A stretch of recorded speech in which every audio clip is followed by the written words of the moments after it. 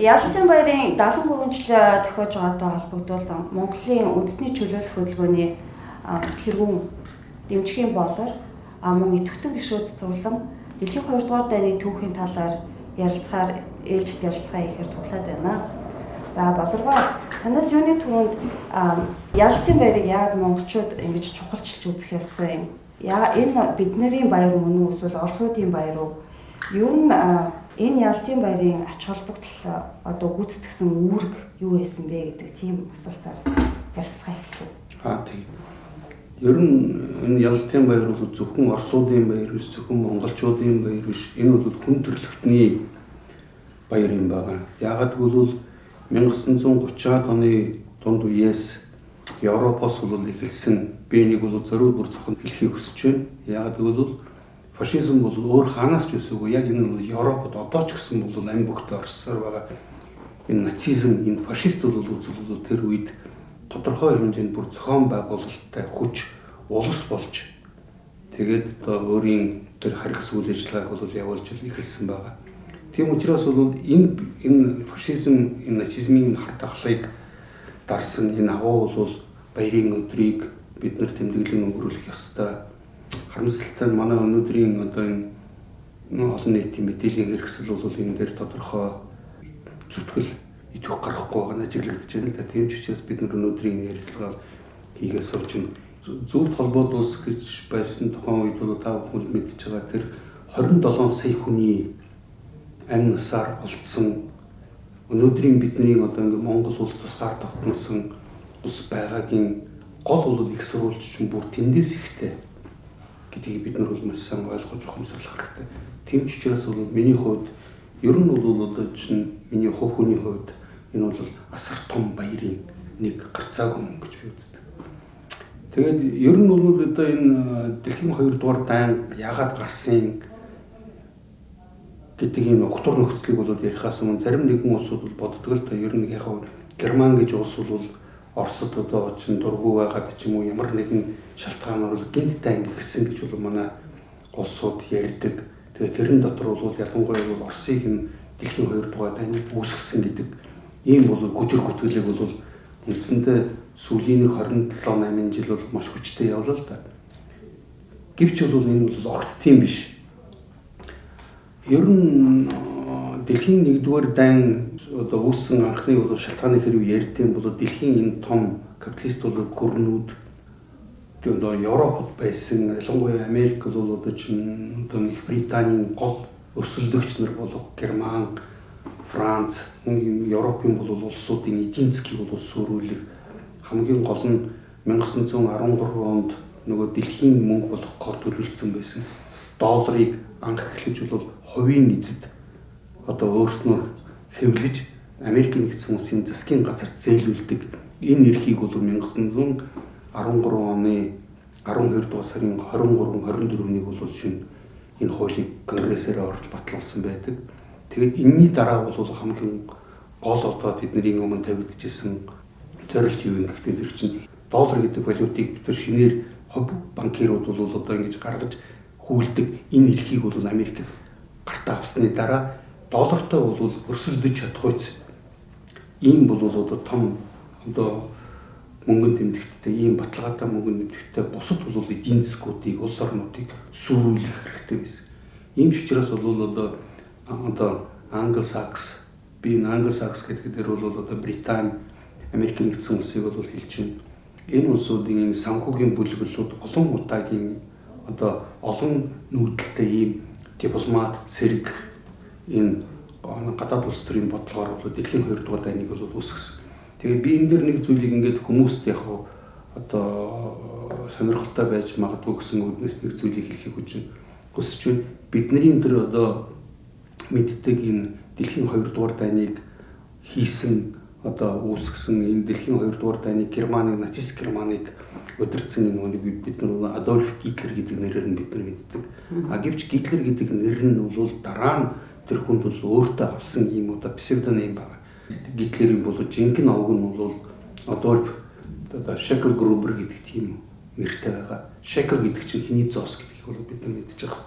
Энэ бол одоо жуудуудын гол бол нөгөө хүмүүст зээлдэг жүүдийн гол бол мөнгө тэмдэгч шүү дээ. Грубер гэдэг чинь юу гэсэн үг вэ зэрэг чинь зоосыг хураагч гэсэн үг. Грубер гэдэг чинь грабер гэдэг нь англи одоо утгаар нь та нар мэдчихэж байгаа. Тэрийг бол хураан цуглуулагч гэсэн. Зоос хураан цуглуулагч гэдэг бол дээр үеийн Европын одоо чинь их стэйцүүд ялангуяа бол еврейчүүд жүүдүүдэд бол ард түмнээс татвар хураадаг энэ албаа бол тэд түрээсэлсэн байсан байхгүй юу? Хур хүмүүс түрээсэлсэн байсан. Жинхэнэ нэр нь Шекл Грубер гэдэг нэртэй. Овгтой нэр нь Адольф байхгүй.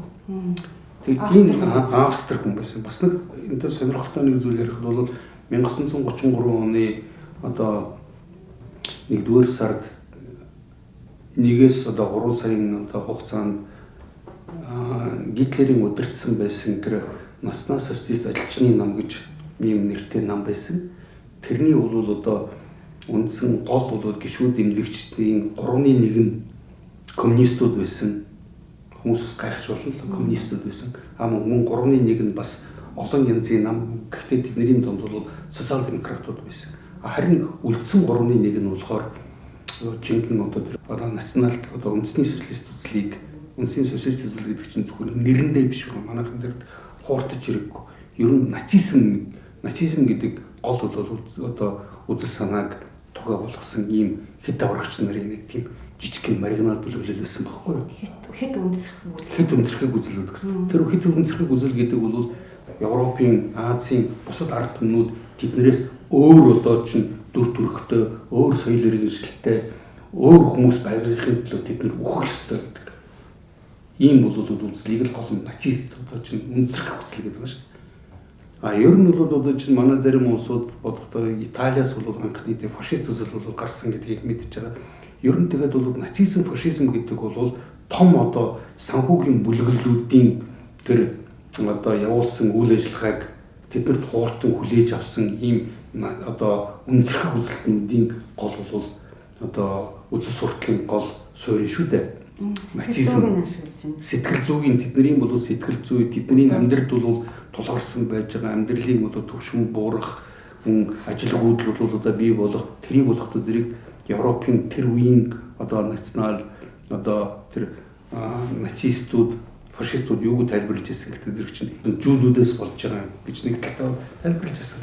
Нөгөөдүүд нь болохоор ер нь бол бусад үндэстнүүдийг одоо ялангуяа бол славян үндэстнүүдийг тэрэн дотор бол одоо бусад ердөөсөө бүх үндэстнүүдийг л бидний гол амьдралын одоо чинь төвшинг одоо бууруулах гол шалтгаан одоо тэр шалтгаан болоод байгаа. Энэ үйл хүчийг бид устгах хэрэгтэй. Бид тэгээд цаашлбал бол Герман улсыг бол дорн зүгт бол орон одоо газар зүүн хувьд тэлэх ёстой. Уралын наруу хүртэл бол одоо бүгдээ Германы эзэнт улс гэж энэ улсын бол эрх мэдэл бид авах хэрэгтэй гэсэн ийм бол бодлогыг бол одоо тэд нар зүтгүүлж Англисакс бол одоо чинь Америк энэ Британийн бол санхүүгийн бүлэглэл үлэн жих хэмжээний бол одоо хөрөнгө оруулалт тэднэрт оруулж тэднийг бол зэвсэглэж хувцлаж хооллож тэр болгон армийг бол одоо тэр хүчрхэг тэр дайны тэр машиныг бол байгуулсан улсууд чинь тэр шүү дээ.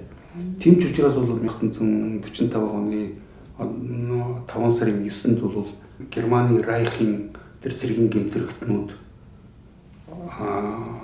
уг дууг бууж өгөх гэрийн гарын үсэг зурснаар бол дэлхийн 2 дугаар дайн дууссан гэж үздэг боловч дайныг бол өдөөсөн энэ цэргийн гэмтрэгтүүдийг мөн ер нь Европын болон энэ Орос бусад улсуудын одоо жирийн ард түмнүүдийн эсрэг бол хүндлэг бус энэ ийм малмат үйл ажиллагаа явуулсныхын төлөө тэднийг шүүхээр таслах тэднэрт бол шүүхээр ялгана авахыг бол Сталин тэргүүтээ бол одоо чинь зөвлөлтийн одоо дээдүүд төрлөг анх бол 1944 оны сүүлчид 44 оноос бол тавьж эхэлсэн байдаг.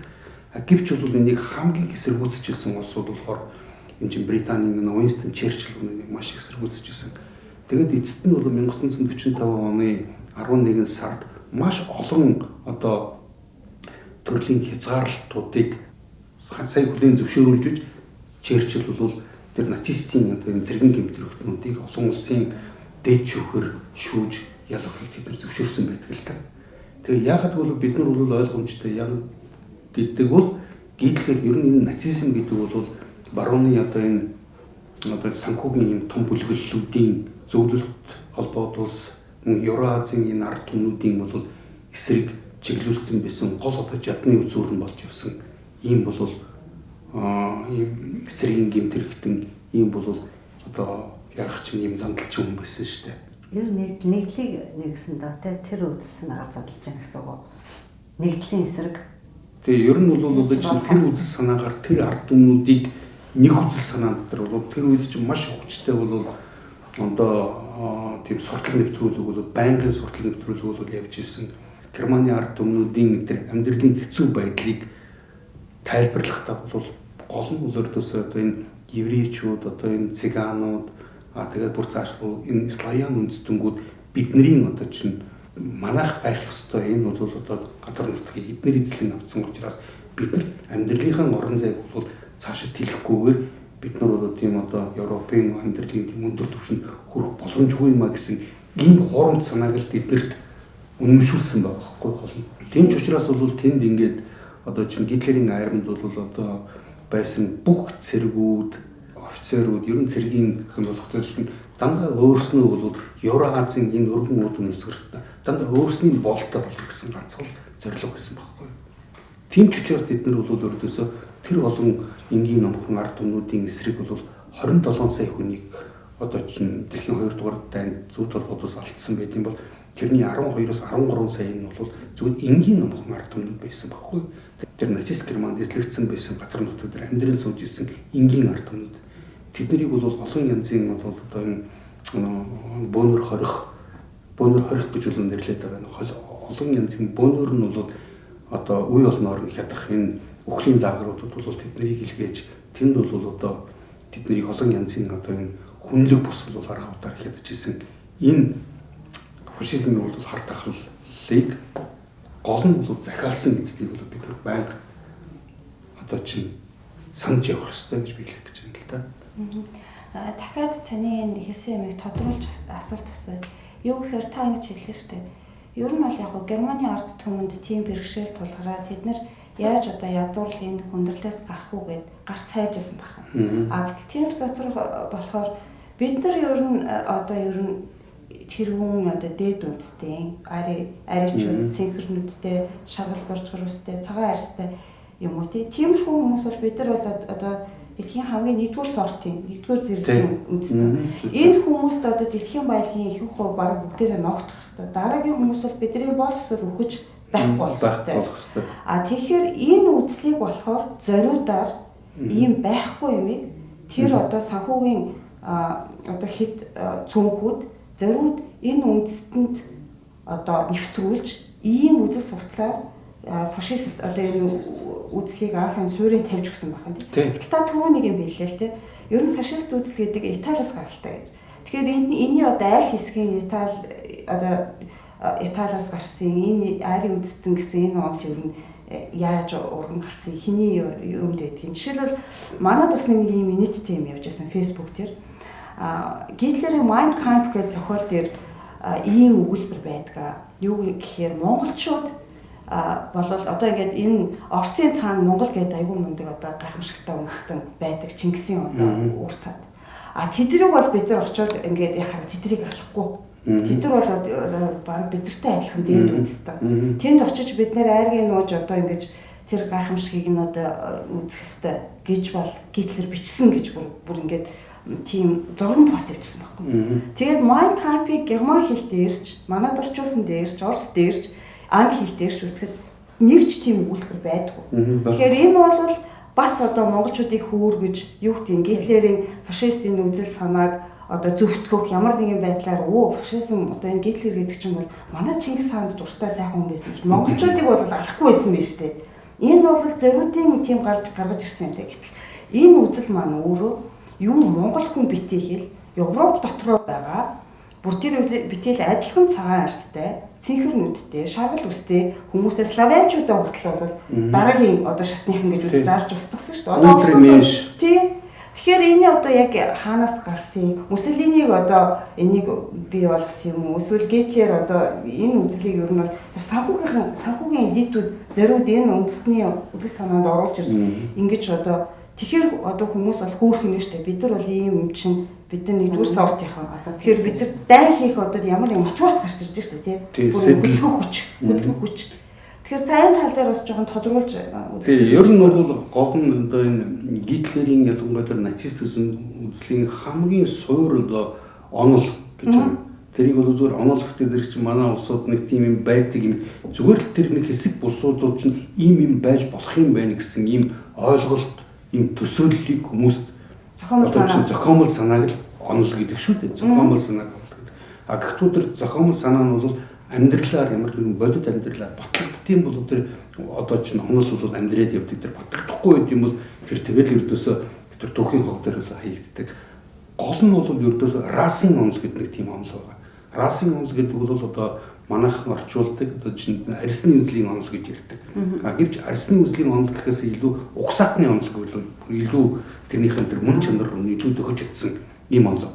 Ер нь бол энэ гол нь расийн онолыг бол хэн гаргаж ирснийг бол бид нар бүгдээрээ мэдж байгаа. Энэ бол цэвэр англичуудын бүтээл байхгүй юу?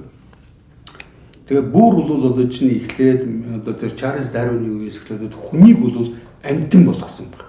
Сармагчин хүнээс бий болгосон гэдгийг бол одоо Чарльз Дарвин бол гаргаж ирсэн битэр маш их сурталчилдаг боловч миний олж үзсэн одоо чинь уншсан одоо ном нэг одоо сэдвт судалгааны бүтээлүүд мөн брэнд кинонд зарахад Чарльз Дарвин бол зөвхөн тийм онол дэвшүүлсэн байхгүй.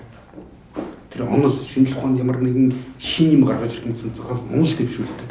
Гагцгүй тэр нь бол зөвхөн Чарльз Дарвины төдийгүй бусад олон эрдэмтэн судлаачдын одоо чинь нээсэн бусад тэр нээлтүүдээр нь тэр батлагдах хэрэгтэй байхгүй. Гэвч харамсалтай тэр нь батлагдав. Тэгээд ч Дарвин бол өөрөө бол хэсэг хугацааны дараа өөрийнх нь энэ онолоос өөрөө татгалцсан байхгүй. Гэвч яг энэ онолыг нь бол ашиглаад тэр англи одоо энэ эзэнт гүрний тэр санхүүгийн одоо санхүүгийн тэр мөнгө хүлэгчдийн бүлэглэл бусад орнуудад бол англичуудыг, ирландчуудыг, шотландчуудыг давхуулан одоо бусад орны ард түмнүүдийг боолчлон шулж мүлжиж байсан энэ үр харгас үйл ажиллагаагаа бид нар болохтой энэ расийн онолоор бол бид нар дээд тэнгэр одоо язгууртан гэж тийм үү. А эдгээр болохтой зэрэг чинь хүн төрөлтөн болохоос ш хүн харах биш гэж ийм онолыг бол явуулж ирсэн байхгүй. Яг энэ онолыг бол одоо чинь Гитлер бол аваад өөрийнх нь нацист гэдэг энэ бол онолыг гаргаж ирсэн. Ер нь энэ дээр бол одоо чинь баширнд ингээд тэмдэглэн хэлэхэд Гитлерийн тэр Mein Kampf болоо миний тэмцэл гэдэг энэ ном бол Гитлер нөгөө нэг шар одоо айргны одоо чинь үүмийн гэж нэрлэгдэж түүхэнд орсон тэр Мюнхенд болсон нэг одоо үүмийн биш үү. Тэрний чинь дараа бол тухайн үеийн тэр одоо Германы тэр засгийн газраас бол тэр цагдаа нар бол одоо бариад Гитлерийг шоронд хорж яхад тэр өөрөө бол одоо чинь англичуудад хандж битсэн энэ зохиол байхгүй да тэр зохиол юм. Тэгээс тэрэн дотроос ямар нэгэн бодтой юм байхгүй. Зөвхөн түүхийн ямар нэгэн өөртөө хэрэгтэй гэсэн ийм үйл явдлуудыг аваад өөрөө тайлбарлсан тэр нацист тэр расийн онолынхаа үүднээс тайлбарлсан ийм үйл ажиллагаа. Тэгээд би ийм болоод юмыг хийхэд бэлэн байна гэдгийгээ бол нөгөө англ-саксон одоо энэ санхүүгийн бүлэглэлүүдийн өмнө бол баталгаажуулж тайлбарлаж өгсөн ийм тайлгнасан ийм бол одоо ч байхгүй мэдж байгаа. Тэр ч учраас бол Гитлер бол хэлсэн байдаг шүү дээ. Англичуудаас илүү ийм хүчрхэг ийм бол одоо чинь эзэнт гүрнийг урд нь дэлхийн түүхэнд хинч байгуулж байгаагүй. А тийм учраас би англичуудыг одоо бусад ард түмэнд бол ийм хайр найргүй ийм бол би байж чадна.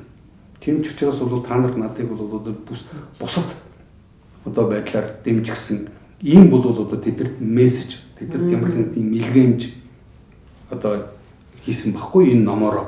Тэгэхээр энэ дээр бол одоо жишээ нь зүгээр ингээд сонирхуулаад хэлэхэд Führer гэсэн нэр бол жолоодогч гэсэн нэр.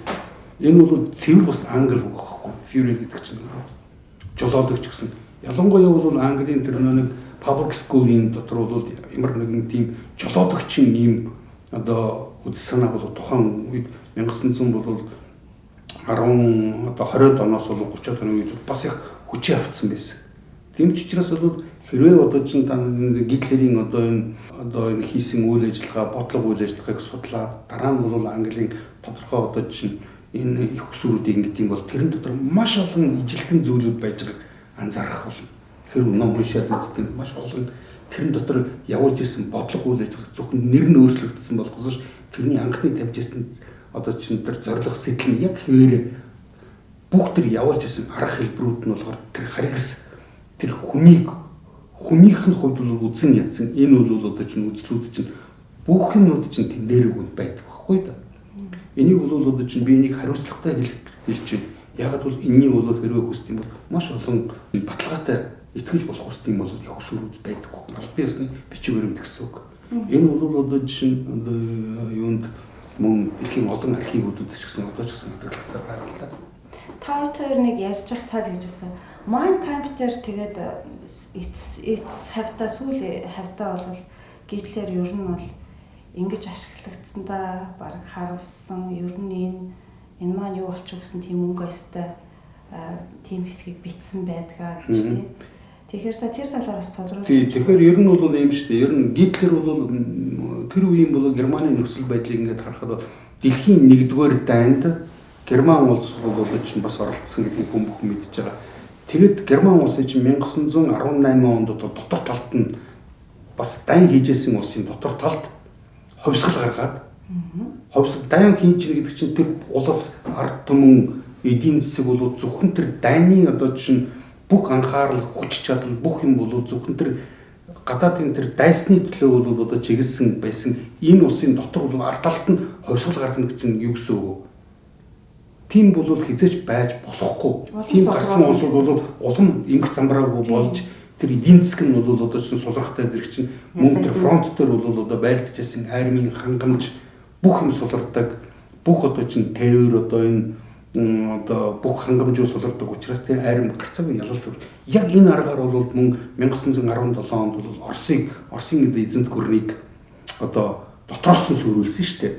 Энэ Оросын одоо тэр тухайн армийг шийдвэрлэх одоо давшилтын өмнөхөн бол 1917 оны 2 дугаар сард өнөөдрийн одоо манай энэ одоо ардчсан либералууд гэж бол ярьдаг те либерал үзэлтэнгүүд ардчлагчдад яг 1917 оны 2 дугаар сард Оросд бол дотор нь төрийн нэргэлт хийгээд тэр бол дүмийн одоо чинь ордны төрийн нэргэлт хийгээд тэгээд ердөөсөө тэр үед бол одоо юу гэдгийг одоо чинь анхны гарч ирсэн тэмдгийн одоо тушаал захирамжууд нь болох одоо чинь айранд бол одоо ардчсан энэ хэлбэрийг бол нэвтрүүлэн одоо цэргүүд бол дундаас офицеруудыг сонгодог болгоно офицерууд ямар нэгэн байдлаар бол цэргүүдийг бол захиргаадаж болохгүй та нар тэгээд төсөөл үзэж дайны нөхцөл байдал ч гэдэг дайн болж байгаа тийм энэ дундаас хийнэ гэдэг чинь бол энэ бол одоо юу гэдгийг нэг бол өдөр хүн усан тэнийг нэг бол уран төрслөгчл байгаа шүү дээ тэр бол тийм биз. Тийм учраас бол бүр давшилтанд орох яг шийдвэрлэх төрлийн өмнөх тэгээд санал хурааж юу гэсэн үг. Одоо яг одоо чинь цэргийн үйл ажиллагаануудыг болохдоо тэр чинь цэргүүдээ одоо ингээд санал хурааж тэр тактик одоо стратегийн гол үйл ажиллагаануудын тэр үйлчлэгийг явуулах хэсгийг бол цэргүүдийн олонхоор шийдэх гэсэн ийм балай мэдэхгүй шүү дээ тийм. Ер нь тэгээд энэтэй бол бас ингээд зүгээр одоо ташрамж бол хэлэхэд бол үндсэндээ бид нар 1990 оноос хойш бид нар энэ ардчил нэртэй энэ эмх замбраагүй байдалд ороод өнөөдөр манай улс үндэстэн манай улсын ихэнх нь бол одоо чинь одоо ямар байдалд орчод байгааг мэдчихэж штэ. Би гол энэ энэгээр юу гэж хэлэх гээд байна. Улс орн бол үндсэндээ 30-30 тэрбум долларын өртөө манай иргэдийн 90 гаруй хувь нь бол ямар нэгэн одоо өртөө болцсон байж байна. Урд нь байж исэн гэсэн бүх үйлдвэр одоо хүн юм бүтээдэг, хүн амьдралын их усүрийг бүгднийг нь бол эдийн сүйтгэхэд манай ихэнх иргэдийг бол ажилгүй амьдралын хөксөрөггүй болгоод нэг хэсэг маань бол эх орноо хаяад тэгээд гараад явцсан. Яг энэ үйл ажиллагаа бол мөн одоогоос 100 жилийн өмнө ч гэсэн яг ингэж хийгдчихсэн гэдгийг бид нар хэлэх хэрэгтэй. Ойлгох хэрэгтэй байхгүй юу? Яг тухайн үед бол одоо тэр одоо Оросын тэр дүмийн одоо тэр либералистууд гэж ярьж байгаа энэ улсуудын тэр дэвшүүлжсэн лооцон үг үсэхгүй бол 1990 онд бол манад болж исэн энэ одоо хүний эрх, ардчлал, зах зээл, чөлөөт зах зээл гэсэн тэр ойлголт нь 100 жилийн өмнө мөн Оросын эзэнт гүрнийг гадна талаас нь бол нураахын тулд явуулсан энэ хувьсгалт нэртэй төрийн нэргэлтийг одоо зохион байгуулсан байхгүй. Тэмч учраас бол би сүүлийн бол ярилцлагуудаар яриад байгаа. Ер нь бол 1990 онд болсон энэ цагаан морин жилийн ховсгал гэдэг бол ердөөсөө ховсгал биш ээ. Энэ бол цэвэр хатан талаас нь манай дотоодын урагштай нийцжсэн төрийн эргэлтийг бид нар ойлгох хэрэгтэй гэж би олон удаа яриад байгаа байхгүй юу. Яг ийм нөхцөл байдалтай 1918 оны энэ дотроос нь гарсан энэ одоо Германд гарсан энэ ховсгалын одоо үр дагавар болгоод Германы тэр ухаан үеийн кайзерийн эзэнт гүрэн гэж байсан шүү дээ. Германы эзэнт гүрэн бол дэлхийн 1-р дайнд ялагдсан байхгүй юу? Дэлхийн 1-р дайнд ялагдаад тэгээд Версалийн гэрээ гэж бол одоо тухайн үед бол Англи, Франц, Америк гэсэн энэ бол хэсэг улсууд тэр уг нь бол энэ тоонд ялагчдын тоонд Оросын эзэнт гүрэн орох ёстой байсан. 14 оноос эхэлсэн энэ бүх бол дайныг бүх хүнд хүчээр тэр үеүүдийг нь Оросын бүх айрамд өрүүлж ягаад яг ялалтын өмнө тэднийг бол одоо чинь мөрчиж байгааг та анзарч байгааз. Тэгээд бол одоо чинь тэр гурван үлдсэн энэ одоо өөрснийгөө бол одоо чинь ялагч хөрнүүд гэсэн энэ гурван улс Версалийн гэрээг Германы одоо чинь тэр кайзерийн одоо тэр эзэнт гүрэнд дэлхийн 1-р дайнд ялагдсан гүрэнд маш одоо чинь шудраг бус гэрээг хүчээр хүлээн зөвшөөрүүлсэн баггүй юу? Тэр нь гарын үсгээс ус. Зүгээр одоо чинь та нарт ингээд бизгүй сонирхолтой хэлэхэд чинь 17 дугаар зууны сүүлч 18 дугаар зуун тэгээд 19 дугаар зуунд бол Герман бол Европын аж үйлдвэртсэн за Британийн дараа орох аж үйлдвэртсэн маш том одоо өөрийн гэсэн дотоод потенциалтай тийм бол улс байсан. Тэгэхэд бол Версалийн гэрээгээр чинь одоо тэр ялагч хөрнүүд гэж ялангуяа Америк, Англи хоёр бол нийлээд 110 мянган патентыг нэн дөрвөн өөрийн болгож Германы патентуудыг бүгдийг Англи хоёр авсан байхгүй. Ер нь бол Англи, Америк хоёр ч юм бол саяхан бол одоо чинь 19 дугаар зууны бол сүүлчгч тэнд ер нь шинжлэх ухаан гэдэг юм одоо юу гэдгийг яг бүрэн одоо чинь орчин үеийн хэлбэрт хороогүй тэнд чинь шинжлэх ухаан хөгжөөгүй байсан байхгүй даа. Европын хамгийн одоо аж үйлдвэртсэн энэ улсын гол одоо патентуудыг нь тэр дайныхан одоо чинь нөхөн хэлбэрт эднэр авсан байхгүй даа. Тэгээд ер нь бол тентхийн одоо чинь бүх одоо өчнөө мянган бол одоо чинь сайлын үнэгийн бүр инээ төрмөр одоо тентхийн бол өрдөөсөн байсан бүх одоо чинь гахаа дахиануудыг нь одоо өөрийнхөө мөнгөтэй өрдөө бүх юмыг нь ачиж авсан байхгүй юу? Эрдэмтдийн хүртэл. Тийм эрдэмтдийн хүртэл бол тэр үед бол зөндөө авсан. А энэ бол ер нь эрдэмтдийг нь бол авсан чинь дэлхийн 2 дугаар дайны дараа дэлхийн 2 дугаар дайнд дахиад ялагдсан Герман улсаас хамгийн гол 9,000 бол зөвхөн сэтгэл зүйчтэй юм. Зөвхөн сэтгэл зүйчээр мэрэгдсэн 9,000 бол эрдэмтэн судлаачдыг нь Америк өөртөө авчихсан байхгүй юу? Тэгж одоо тийм ч учраас сэтгэл зүйч гэдэг чинь бол хувь хүний сэтгэл зүйн, нийгмийн сэтгэл зүйг яаж эргүүлж болох вэ гэдгийг бол маш сайн болоод шинжлэх ухааны түвшинд эзэмссэн, мэдсэн тэр бол хүний одоо чинь бодол сэтгэлгээ ойлголт төсөөлөд яаж бүрддэггүй, энд яаж л өөрчлөлтгөө одоо чинь яаж одоо чинь суртал нэвтрүүлэг явах хэрэгтэй тийм үү? Яаж л хүмүүсийн тархийг угаадаг энэ тэр хамгийн гол нь анхны тэр одоо тэр нацист тэр фашистуудын бол одоо чинь хэрэгжилжсэн тэр хорих лагеруудад эслэгсэн ард түмнүүд хэрэгжилжсэн. Энэ бол бүх арга техник чинь тэр эрдэмтдтэйгээ хамт тэнд очсон байхгүй. Тийм ч учраас фон Брауныг бол бид нар мэдж байгаа. Одоо тухайн үед бол дэлхийн 2 дугаар дайны дараа тэр Фауст гэдэг бол гол баллистик одоо Путингийн төсөл энэ бол бас нацист Райх Германы төсөл байсан. Мөн бол бүх эрдэмтдийг тэнд авчихсан шүү дээ. Тэгжиж бол Америкийн нэгдсэн улс чинь атом бомбыг хамгийн анх бүтээсэн байхгүй юу гол нь. За тэгээд бол бид нар гол нь бол нөгөө асуудалтай бол ингээд эргээд ороход дэлхийн 1-р дайны дараа бол тийм хүнд одоо тийм одоо ийм шудраг бус ийм гэрээ бол байгуулсан байсан. 1-р 2-р бол ердөөсөө бүх одоо үйлдвэрүүдийг нь тэнд бүгдийг устгасан байгаа үндсэндээ. Бүх одоо чинь хүмүүсийг нь үйлдвэр явуул боломжгүй болгосон учраас Германы ард түмэн бол үндсэндээ маш их ядуурч туйлдж бүр гэр бүлээрээ одоо чинь амиа хорлох үзэгдэл бол хавтгай болсон байсан. Тэр үед бол мөн яг энэ үеийг ашиглаад 1920 одоо 9 онд болсон нөгөө Америкт болсон дэлхийн одоо эдийн засгийн хямрал гэж ярьдаг шүү дээ. Агуу хямрал гэж ярьдаг. Великий депресси гэж бол бид нар тэр нэрээр нь мэднэ.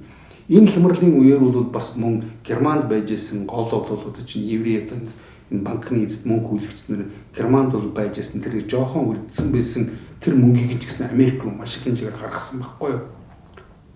Тэрэнд бол одоо чинь яг еврейчүүд бол бас жууд бол мөнгө хүлэгчнэр бас л одоо өөрийнх нь нүүр царайг Германы ард түмэнд харуулсан учраас Германы ард түмэнд тэрийг үнэхээр үзэн гэсэн баггүй тэр. Яг тэрийг нь мөн ашиглаж бол одоо чинь дараагийн одоо тэдний нэг нөхөнд унгасан байгаа. Би ч тийм ч учраас бол одоо өнөөгийн одоо энэ Монгол бол бүрэлдсэн байж байгаа нөхцөл байдлыг дүгнээд би бол зүгээр ингээд та нарт бол хэлдэг шүү дээ. Бид нар нэг нүхнээс өшөө гүнзгий нүхэнд унах магадлал маш их байгаа шүү гэдгийг би байнга сануулдаг байхгүй. Тэд нар чинь ердөөсөө засашгүй дахиад нүхэнд унгахчдаг байхгүй. Тийм ч учраас бол одоо чинь Германд бол одоо Гитлер бол гаргаж ирсэн хамгийн гол нь тэгээд Ангlo-Саксон энэ банкирууд бол энэ банк санхүүгийн бүлэглэлүүд болох одоо зэрэг Оросд капитализмын эсрэг бол одоо тэр үзэл санаа капитализмын эсрэг гэдэг бол хүн төрөлхтний бас нэг явж болох цоошин тэр санааг социалист аргаар тийм үү хүн бүхэн эргэтгэж шударгаар ингэж бол хамтран эвэн хэдэлтэй амьдрч болно гэдгийг чинь Орос өөрийнх нь туршлаган дээр 1917 оноос одоо 41 он хүртэл өөрийнх нь туршлаган дээр баталсан байсан байхгүй. Тийм ч учраас чинь бусад ард түмнүүдэд одоо чинь тэрийг дагах тийм магадлал маш их байсан учраас тэд нар бол одоо ч гэсэн бол тэдний одоо Оросын эсрэг дайраад байгаа чинь хамгийн гол нь капитализм гэсэн энэ одоо энэ нийгмийн байгуулалтын хадгалж үлдэх гэсэн энэ нийгмийн байгуулалтыг хадгалж үлдсэм бол тэдний нөгөө олон зуун жил бол дайн дажин хүмүүсийн өдөр цус нулимсаар бол бий болгосон тэр их баялагийг бол одоо баялгаа алдахгүй барьж үлдэх гэсэн гол энэ санаа шүү дээ. Өнөөдрийн одоо чинь геополитик одоо энэ дэлхийн нийтийн улс төрийн нөхцөл байдлыг ганцхан хариу өгөх багтаагаад ирэх тийм ганцхан ийм л нийтлэл тэмцэл болоод байгаа байхгүй даа. Тийм ч учраас бол одоо чинь тухайн үед тэгээд одоо 1917 оноос хойш одоо Ленин тэгээд дараа нь бол Сталин тийм бол явуулж ирсэн энэ социалист улс руу байгуулах. Социалист гэдэг чинь бол үгэн дээр социал гэсэн үг байгаас социал гэдэг бол хүний нийгмийн төлөө нийгмийн олонхын иршиг бол тэр улсын өөрийнх нь иршиг гэсэн энэ бол үзэл санаагаар явуулсан шүү дээ. Одоогийн бидний одоо чинь 90 оноос хойш одоо манайд тулхан хүлээлгчээд байгаа энэ үзэл санааг чинь хувь хүмүүсийн бол иршиг нь нийгэм олон нийт улсын бүд иршигний дээр нэр гэсэн энэ санааг явуулдаг. Тэгэхээр бид нар бол одоо чинь тэр хувь хүмүүс ямар бол одоо чинь аран шин гаргаж байгаа бол бид нар тэртээ түргэн надаар хэлүүлтгүү та нарыг мэдчихэж байгаа шүү дээ тийм үү. Гэхдээ ингэх байх л та манайхан. Юу ярьж байгаа бид нар чи арчлалтай шүү дээ. Юм хувь хүнийх гэж хэлэх байх л та. Яг нь ер нь бол тэгж маргадаг хүмүүс олон байдаг. Тэгэхээр энэ зочны гэрчлээд хоёулаа демократ гэдэг үг арчлалгаагаа нэг одоо зэрүсгөө авъя. Яагаад гэвэл энд хүмүүс миний одоо Facebook дээр хүртэл бичээд орж ирээд маргаад байсан хүмүүс их гарч ирж байсан. Ер нь бид нар арчилсан энэ үзэл санааг дээдэлдэг болсон энэ маань юунд буруу байгаа.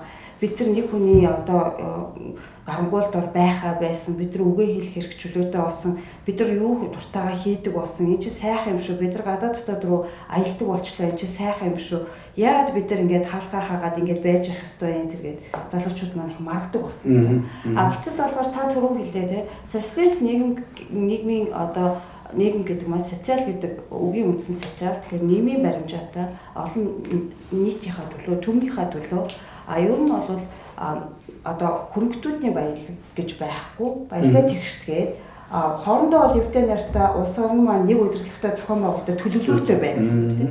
Гэтэл бол демократ буюу манад бол ардчил гэж орчуулсан буруу орчуулсан тийм ээ. Ардчил гэдэг ард гэдэг үг энэ демократ гэдэг үгийг монгол руу орчуулахад огт оролцох ёсгүй. Яагаад бол боловгаан одоо болор инфо сайт дээр олон жил бичиж ирсэн тэр одоо нийтлүүд дээр бид нар задлаад аргумент хийгээд фейсбુક дээр бид нар бас удаан ярилцчихсан манай одоо идэвхтэн гишүүд бид нар бусад одоо маргаж байгаа хүмүүстэй. Юу гэхээр боловгаан одоо тэр нийтлэлтэй гаргаж ирсэн санаа бол юу гэхээр демосуудын засаглал буюу демократ гэдэг маань эртний грекийн үед грекийн хот улс тийм ээ Афин гэх мэтийн томоохон хот улсуудад зөвхөн язгууртан сурвалжтан боол эзэмшигч нар мөн одоо хотын иргэд болж дөнгөж ирэх авсан. Гэтэ тэд нар бол нэгэнт боолгүй эд хөрөнгөгүй учраас тухайн санал хураалтанд төдийлөн тийм ээ одоо ямар нэгэн байдлаар өөрчлөлт оруулах тийм боломжгүй тийм хэсэг хүн өөрөөр хэлбэл цөөнхийн засаглал байсан. Тэр одоо демосууд болохоор саналаа хураагаад их шиг нэгтэй учраас тэр хотын одоо зохион байгуулалт тэр цаашдаа эдийн засаг одоо бүх удирдлагынхаа түвшинд яаж явах вэ гэдэг дээр санал хураадаг байсан байна. Гэтэл тэр демосууд маань тэр хотынхон хүн амын хэдэн хувь байсан бэлээ. Тийм болов. А гэтэл бусад эмэгтэйчүүд, хөгшүүд тэгээ боолчууд гэдэг маань маш олон байсан. Маш олон. А тэд нар бол хүн биш. Тэгэхээр энэ чинь ард түмэн гэдэг үг биш байхгүй. Зөвхөн цөөнх тийм ээ. Одоо өөрөөр хэлбэл манай олигархууд манай одоо энэ мафчсан намууд тийм хөргөтнүүд цөөнх болчоод ингээд хар машинаар л уурдаад өнөөдөр тэгээ ингээд нэг цөөхөн засаглал тогтоочоод ард түмний өмнө жүжиг тоглоод байгаатай яг адилхан энэ бол одоо улаан цайм ловер юм жүжигтэй. Гэтэл тэр үед бол бас тэр хөрөнгөтэй боол эзэмшигч одоо манай олигархууд боол эзэмшигч болсон шүү дээ. Бид нар бол одоо юунаас югч нуухгүй. Бид нар манай монголчууд ажлаа алтхаа сайж, тийм учраас үгээ хэлж чадахгүй байна. Бүх юм бол одоо боолын нийгэм рүү шилжиж байна. Тэр үед бол боолын нийгэм ил цагаан байсан. Боолууд бол одоо санал өгөх ирэхгүй. Дээрэс нь эмэгтэйчүүд бол хүн биш, тийм ээ. Тэгэхээр бол тэр хөгшүүд бас одоо тэнд орохгүй. Тэгэхээр тэр одоо язгууртан боол эзэмшигчд маань саналаа хураадаг тэр нийгмийн тогтолцооны нэрийг өнөөдөр манад арчил гэж яагаад орчуулсан бэ гэдэг болгоон тэр аргумент бол үнэхээр хэн тэгж орчуулсан бэ? Тэр хүнийг одоо 3 сая хүнээс олоход их амархан байх гэж бодож байна. Бид нар бол өнөөдөр яагаад одоо энэ төрийн бас байгууллагын хэмжээнд энэ Монголын үндэсний чөлөөлөх хөтөлбөрийн хэмжээнд гишүүд маань ингэж суулж ярилцдаг болсон бэ гэхээр болоргоо бол олон жил битсэн. Энэ бүх юмны судалгааг хийсэн. Бид нар өнөөдөр дараа үеийн залуучууд, бидний дараа үеийн залуучууд нь бүр манай залуу гишүүд ингээд бид нар өнөөдөр энэ сүүлийн 30 жилийнхаа түүхийг тэгээд тэрний өмнөх 70 жилийнхаа түүхийг ер нь манай усад зөвхөн одоо ингээд офшорын мөнгийг оруулж ирээд бүх юм шийдэх юм. Бид нар ер нь системийн хямралд орчод байгаа. Бидний хэн өрөнд оруулсан. Бид нар энэ бүхнийг судалж гаргаж ирж энэ боловгрын судалгааг цааш нь өргөжлүүлж бид нар одоо үе үеийн залуучууд маань нэгдэж энэ бүх улс орныхаа асуудлыг одоо тавих цаг нь болцсон. Тийм учраас бид нар ээлжид ярилцлага байнга хийдэг. За яг энэ одоо сэдвийг одоо сэдвийн хүрээнд бас ингээд цухас ярихад ийм байна л та. Тэгэхээр бол ийм демос гэдэг засаглал маань өнөөдөр манад ийм демос гэдэг засаглалыг арчил гэж орчуулад тийм арчлын одоо сайхан нэр одоо цуг нүмерсэн ийм зэрлэг капитализм манад ороод ирчлээ гэж одоо хөгшчүүд автобусанд хүртэл ярьж байна. Би өнөөдөр сая лагераас автобусанд орж ирэхдээ юу хөгшөнтэй ярьлаа л да. Тэгээд энэ зэрлэг капитализмын мөн чанар нь болохоор ийм одоо үзэл санаан дээр явж исэн байна. Энэ үзэл санаа мөн өнөөдөр болохоор ганцхан манай монголчууд яриад байгаа. Хятадууд одоо урд хэлээр орж ирээд бидний хамаг ямиг одоо ингээд цөлмөөд байна. Бид нар хятадын колони болох гэж ингээд яриад байна. Тэгвэл бид нар одоо ингэж асуумаар өнөөдөр хятадууд манай үндсэн хуулийг өөрчилсөн юм уу? Хятадууд манад орж ирж тэр зөвлөгөөг өгсөн юм. Мэдээж хятадууд уулуурхаа орд газруудад маань авж байгаа нь үнэн. Гэхдээ энэ боломжийг хэн тавьчих гэсэн юм? Америкчууд, Их Британичууд, баруун. Тийм учраас бид нар энэ юмны цаад тэр санааг ойлгохгүйгээр өнөөдөр зөвхөн нүдэнд ил харагдаж байгаа фактуудыг ярьж болохгүй нэ. Тэгэх юм бол саяны боловгоон ярьж байгаа шиг биднийг дахиад бүр гүн гүнзгий нөхрөө оруулах. Тэгээд ялангуяа хит одоо үндэсрэх үзэл маань их газар авчихна. Өнөөдөр бол энэ бол бас дахиад энэ фашизмын хэлбэр рүү манайхан одоо буруу юм хийж унах тийм нөхцөл байдал үүсчээд байна. Тэгээд тэр Гитлерийг бас ярьжсэн шүү дээ. Гитлер бол Чингис хааныг аягүй шүтдэг хүн байсан гэж. Шүтдэг биш ээ. Гитлер том дайн хийхин тулд манай Чингис хааны их том аян дайн хийжсэн тэр туршлагаас судалж байсан болохоос биш. Монголчуудыг өнөөдөр Оросууд дэлхийн 2 дугаар дайнд ялагдаад монголчууд адилхан ялагдсан байсан бол бид нар өнөөдөр ингэж сууж авах байхгүй. Тийм учраас бол бид нар одоо Оросуудыг харааж зүгтдэг одоо энэ одоо ухар мөчид юм ойлгодгүй юм судалдаггүй байдлаасаа гарах хэрэгтэй. Бидэрт тэгээд л ойлголцсон хилцэн бол тийм ээ. Тийм гэсэн үг биш. Бид нар яагаад гэдэг асуулт тавьж заавал бүгдийг ухаж судлах хэрэгтэй болчихжээ. Тийм учраас бол бид нар энэ сэдвээр ярилцж байгаа. Заавал дараагаа их удаан оршил хэллээ. Би яг төрүүчийн хэлсэн гол санааг бол одоо дуусгах хэлээ. Тэгээд бол дэлхийн 2 дугаар дайн яаж үүссэн гэдэг бол нөхцөл байдлын талаар танай ямар нэгэн байдлаар ойлголт авсан гэж бодож байна. Хэрвээ энийг бол одоо ингээд бүр дэлгэрэнгүй одоо судлаж ойлгоё. Нэг мөр бол одоо бүх юм тархин дотор байж байгаа энэ олон мэдээллүүдээ бол одоо цэвэрлэе. Үнэнд нийцэхгүй, бодит байдалд нийцэхгүй энэ бол хог болсон энэ суртал ухуулгынхаа одоо энэ тархиныхаа хогноос салъя мөн зэгцтэй ойлголттой болъё гэж бодож байгаа хүмүүс бол одоо би энэ номыг 2017 онд бол орчуулж гаргасан байгаа. Үгүй энэ ч 5 гөр эрт гаргасан. Тий. Тэгээ энэ бол Гитлерийн нууц ноёд гэж бол ном байгаа л да. 2015 оны ном байна. Тэгээд энэ номыг бол авч унших хэрэгтэй. Энэ номонд бол би яагаад энэ номыг одоо орчуулсан гэхдээ зэрэг ер нь дэлхийн 2 дугаар дайны тухай маш олон одоо нууц хүмүүст бол төдийлөн хүрдгүү одоо нөгөө барууны нөгөө чөлөөт хэвлэлүүдээр явуулдаг, тас хордог, цензурддаг ийм мэдээллүүдийг олон мэдээллүүдийг бол би олж уншиж судлаж мэдлээ. Тэгээд олон бол баримт кино хроникуудыг, олон цагийн кино хроникуудыг үзлээ.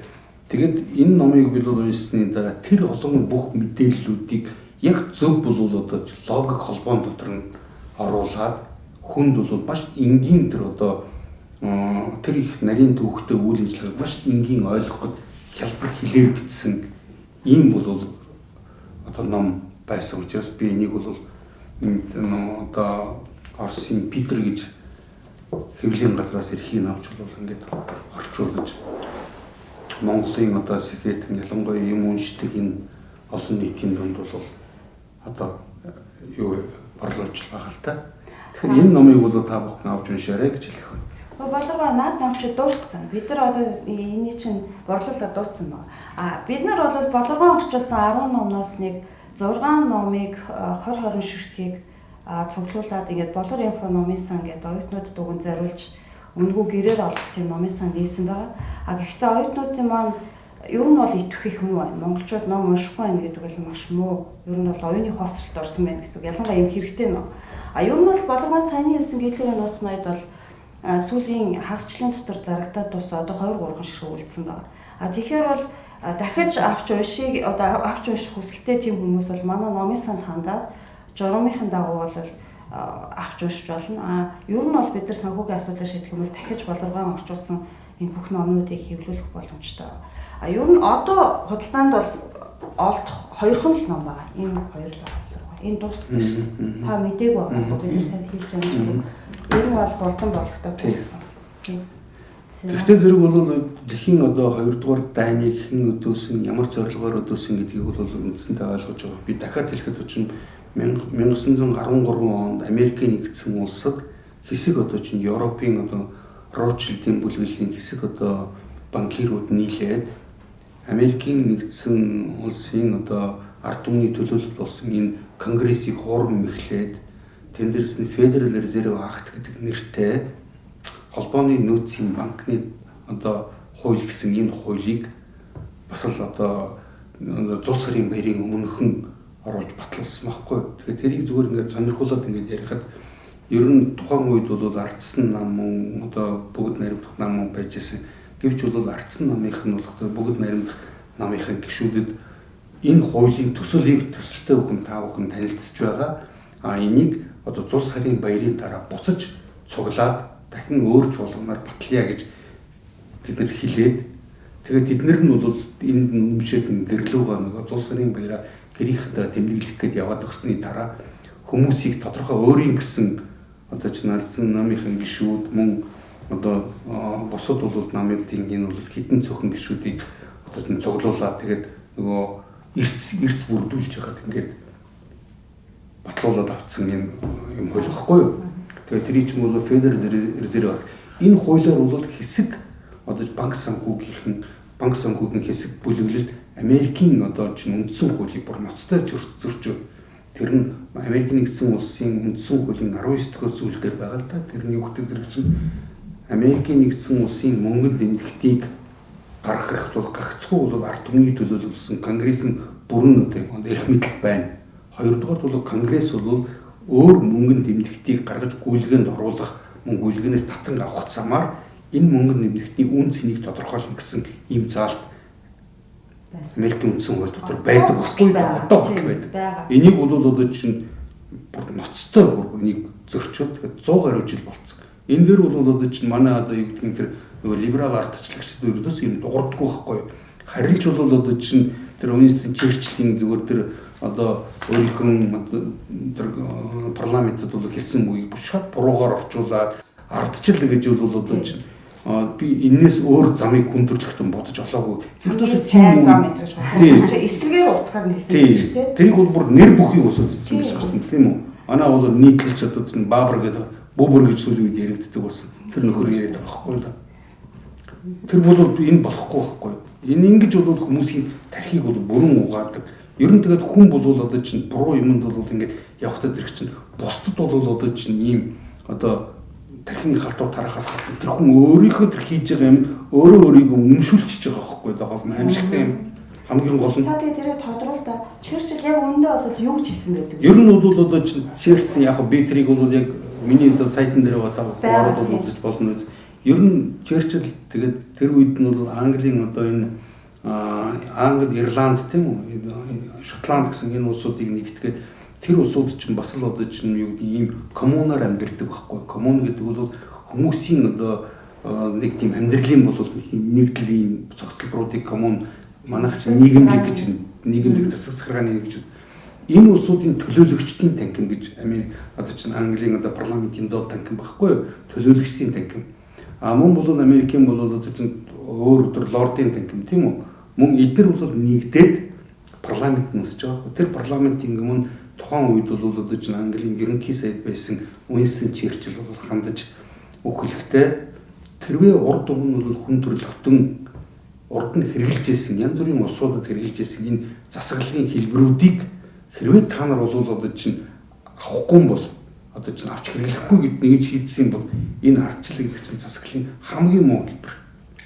Гэвч ардчлал гэдгийг бол бүх хүнд таардаг одоо ийм цорын ганцхан зөв хэлбэр гэж хин ч бол энийг баталж чадахгүй тийм биз. Яг бол хүндрэлтний түгэнд тийм байгаа гэхгүй дэрс.